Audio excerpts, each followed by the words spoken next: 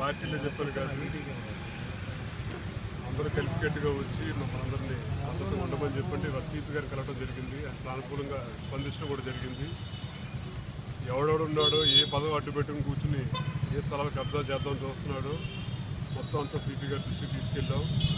ఇప్పటికైనా మేము కోరేది ఒకటే, ముఖ్యమంత్రి ఉంటున్నాడు, ఇక్కడ చంద్రబాబు ఉంటున్నారు, ఈ ప్రజాప్రతినిధులు ఇలాగ చిన్న చిన్న పేదవాళ్ళ దగ్గర చిన్న చిన్న రూపాయి కూడ కట్టుకుని 100-200 గజాలు కష్టపడి సంపాదించుకుని కొనుక్కుంటే వాళ్ళ దగ్గర నుంచి బలవంతంగా లాక్కుని పోలీసు యంత్రాంగాన్ని లేదంటే అధికార యంత్రాంగాన్ని అడ్డుపెట్టుకుని లాక్కుందామని చెప్పని చూస్తున్నారు. ఇప్పటికైనా సరే ఆపితే దీనికి ఫుల్ స్టాప్ పెడితే బాగుంటుందని చెప్పని భావిస్తున్నాం. వాళ్ళు ఇందిరా నాయక్ నగర్ వాళ్ళు అలాగే ఇంక తర్వాత వేరే సర్వే కూడా నెక్స్ట్ ఇది ఒకటి అయిపోతే నెక్స్ట్ రెండో ఫేజ్ కింద ఇంకో బ్యాచ్ కూడా పెట్టి కూర్చున్నారు. ఎక్కడ చూసినా బెదిరింపులు, మీరు మర్యాదగా ఖాళీ చేయండి లేదంటే మేము ఎంత తెలుస్తాము, మేము అధికారంలో ఉన్నాం, మేము ప్రభుత్వంలో ఉన్నాం అని చెప్పంటున్నారు.